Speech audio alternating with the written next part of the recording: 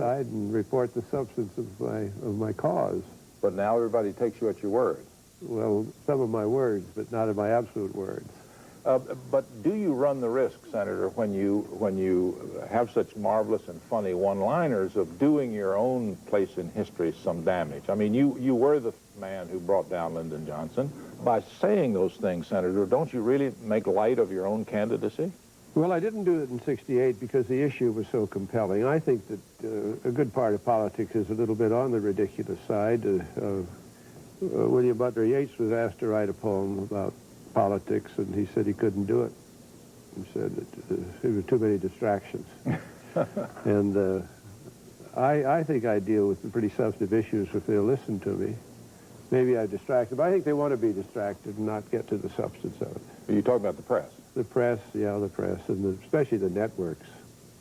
What's the matter with the networks? Oh, everything's the matter with the networks, I think.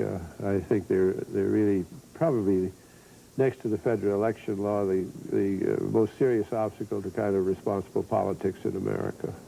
You mean they get in the way of your message? They get in the way of your message, they cut it up, and they make these absolute decisions about who's a candidate and who isn't a candidate.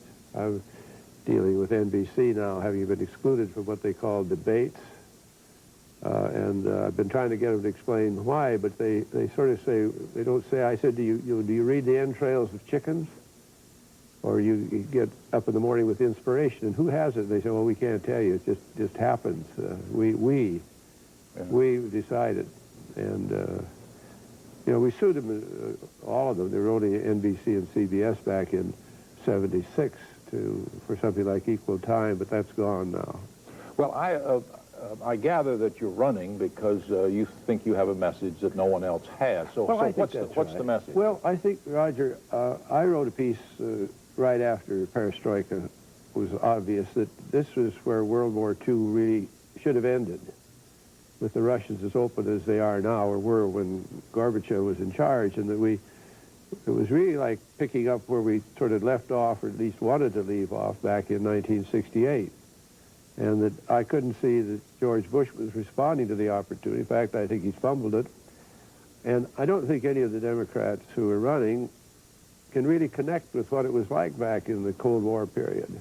And that you really need, it could have been someone like Pat Moynihan. I said even if Benson had run, I would have been quite willing to support him. But there's nobody running who can make the connection between now and what the Cold War thing was like. And that's necessary, that connection? It is. I think, you know, I'd like to use two heavy examples, but I think you had to have in Germany someone like Adenauer who could go back to pre-Nazi time to put Germany back together again when it was over.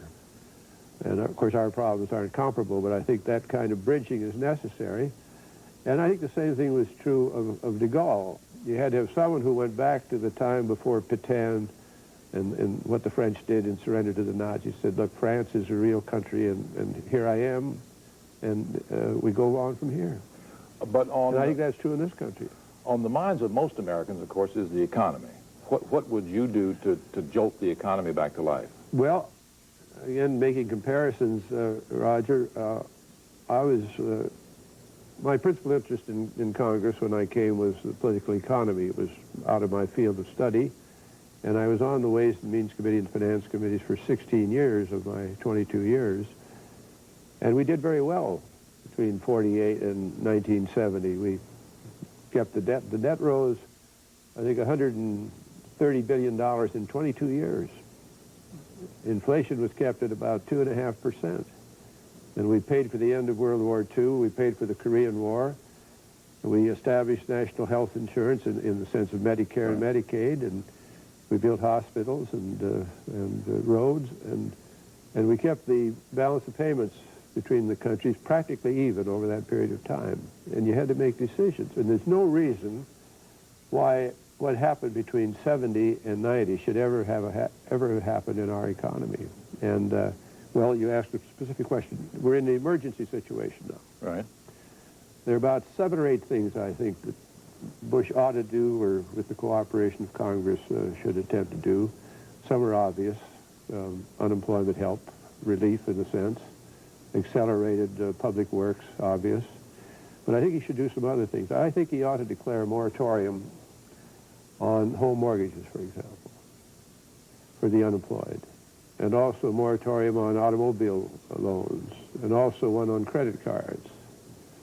I think the president ought to say, I'm not going to dismiss any people from the armed services until this unemployment thing is straightened out. There are things we can do with them.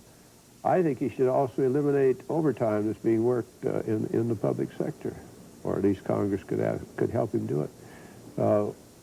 If you just took the mathematics of it and eliminated all overtime, it would take care of about 1 million unemployed people. What about soaking the rich? Is that a good idea? Well, I think that's the long run. Yeah, I don't think you really can soak them. They're so rich that you just dampen them a little bit. I mean, you can't get through them. But there are three things that I've been advocating that deal with the basic disorders. You may remember in '59, I was chairman of an unemployment study committee, and we filed a report, which is still the best report on unemployment. And we said there was evidence that the normal procedures and actions that dealt with unemployment in the past would not work. And we'd have to look to a redistribution of work. And I think we ought to move in an orderly way towards a 30-hour week or a 34-hour week and distribute work among the roughly 10 million who are unemployed. The second thing we ought to do has to do with balance of payments, and I've been advocating this since the early 70s, when it was evident that the Japanese and the German economies had recovered and were now in a surplus position, which they were imposing on us, while we were paying practically the whole debt for their defense, 100 billion, 200 billion, 300 billion, about half of which is attributable to either their actions or our obligations to defend them. And I've been advocating what I call a defense import duty on Japanese, German, Taiwanese, and Korean imports to make up for the expenses that we're carrying because of treaty commitments or general obligations to those countries. And if you look at the balance of payments or the imbalance, it comes to roughly 1/2 of our defense budget, which suggests that the real advantage the Japanese have is not technology and not working harder. It's the fact that we're spending out of our economy this year roughly $150 billion on defense, which is attributable to them, and they ought to pay it. Just to move along, yeah. Other than the economy, on what issues do you think President Bush is now vulnerable? Well, I wanted to add the third thing, which is a capital tax, really, on accumulated wealth. 10% of the American people own 70% of the wealth. 10%? Yeah, and the other 90% own 30%. And if the estimates are right, that means that the 10% probably control about $12 trillion. So if you took $4 trillion away from them, they wouldn't be in bad shape. They'd still have 50% of all the wealth in the country. And you really apply it on the national debt, which has risen to $4 trillion because the wealthy, those who are wealthy now, haven't been carrying their share. That's not confiscation? All taxes are confiscation. They're all retroactive. I mean, if they tax you at the end of the week, it's retroactive on what you earn that week. So you've got the country in a mind saying, if you can get it past April 15th, it's yours forever. And you can pass it on. If you read the Forbes 500, you say, what's the major source of income of the billionaires and so on? They say, inheritance. Yeah. Now, tell me about Bush, and other than the economy, on what issues do you think he's vulnerable? Well, I think he's failed to respond to the opportunity with reference to Russia. But this is a great opening, and I think he's fumbled it. You do? I do. I don't think he should have been running around talking to Yeltsin and going to the Ukraine and reciting bad poetry. That this was a great opportunity. That was his failing, bad poetry. Well, from a bad poet, I was surprised he did, because the poet he quoted from has another poem which he says, the American flag, the stars in it are bullet holes. So it surprises me that George, with his great admiration for the flag, wouldn't have known that Yevtushenko had written a nasty poem about the American flag. George is not quite with foreign policy. I don't think he's handled the Persian Gulf thing right. I thought he really had to go in. If what they told us was true about the threat to Saudi Arabian oil, we needed it, and we were obligated under various treaties and so on to protect the oil. When he moved beyond that to Kuwait. This is where the British became responsible because it's their holding. When he moved to breaking up Saddam Hussein's power, I thought the adjacent Arab states had primary responsibility, either to do it or to occupy it. Iraq should have been occupied.